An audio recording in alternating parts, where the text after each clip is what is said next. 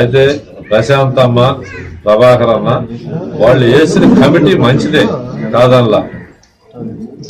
Checking చేసుకోవడం, గాడిని పెట్టడం అంతా కూడా మంచిదే. నేను మీ అందరి ద్వారా ఇంకొక విషయం కూడా చెప్తుండా. మనకి ఈ మధ్యకాలంలో 2 ఏళ్ల ముందు ఏమో తుఫాను వచ్చి ఎలవలు వచ్చేసి ఊళ్ళు మునిగిపోయినాయి మొత్తం. దొన్నాడ కానించి, పెనవాళ్ళ కానించి, కోవూరు కానించి అన్నీ. ఎందుకు మునిగిపోయినాయి, దేనివల్ల అనేది ఏమన్నా మీరు చెప్పగలిగారా? గ్రావులు ఎత్తారు, ఇసుక ఎత్తారు, మట్టి ఎత్తారు, దానివల్ల ఊళ్ళే మునిగిపోయాయి.